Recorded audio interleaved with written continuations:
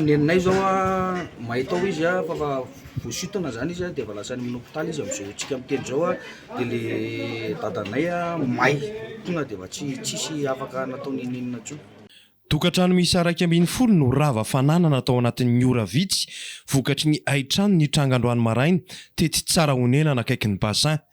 Raha ny fanazavana azo teny toerana dia fivarotakazo iray no ny andohan'ny firetana ka ny hitatra tamin'ireo trano manodidina. Ny olana vao tonga tety toerana zahay dia efa hitatra be ny hafa. Trano hazo izy. Trano hazo fivarotakazo izay nitatra tamina trano endure anankiroa. Ary tamin'ny trano endure anankiroa io nisy victime. Le mpivarokazo zany a izy sady mivarokazo nefa mahandro amin'ny afo kitay ao anatin'izy zay tena antony izy ary rehefa fanjoany ty fahamaizany ty fa le voalohany mbola avitra. Somary nananosarotra ny famonoana ny afo noho ny rivotra ny tsoka mafy fa teo dia teo ihany koa ny tsy fahampindrano izay nampimenomenona ny mponina sy ireo niara-ambony. Zay tsisy rano tompotehana tsy mandeha ny rano aty aminay fa tena le rano vidiana kely le amin'ny bidon kely 500 le bidon re zany naminonay dia nefa zay koa raha olona tsy zay ny olona ivoaka ny trano ny alany ataty zany hoe andeha ivoaka zay dia efa rano efa tsy dia misy rano dia zay nanananay kely teo zany nafahanay namona dia nefa tsy nahavony zany le rano kely. Efa rotaona io zay za raha taona sy tapany io no efa tapaka ny rano taty Tsaronena rehefa efa be da be ary moa ny olona taty zany efa nametsaka hoe nanao fitarainana tany amin'ny Tsiramasina ihany fa mbola tsy voavaro zany le olana tsiko.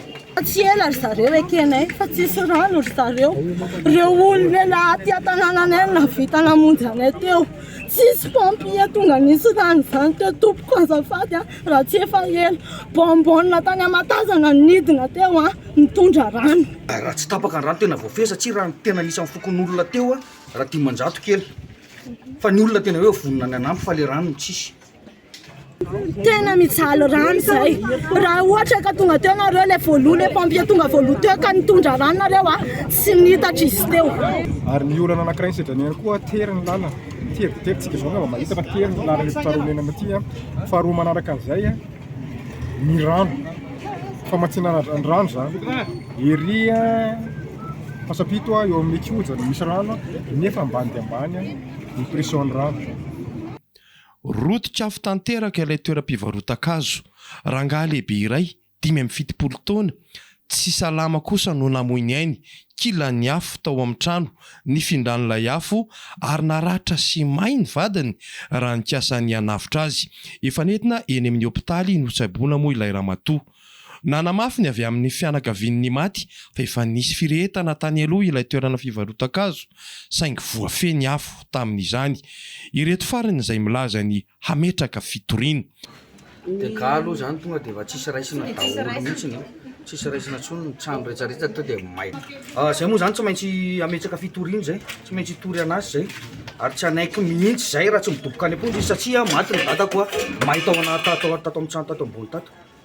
Izy tsy salama dia zay no nahatonga azy tsy afaka tapaka lalanjay izy ary efa niezaka namonjy azy ihany fa tsy avitra tsony izy. Mbola anatin'ny fanadihadiana mijery ny antony tena nahatonga ny afo moa ny mpitandro ny filaminana amin'izao fotoana izao. Efa voafeny ny sampana mpamonjy kosa ny afo io atoandro ihany. Mba mangataka tompoko mba jereo zay satria mijaly ny mponiny tsara honena nareo ohatry izany foana.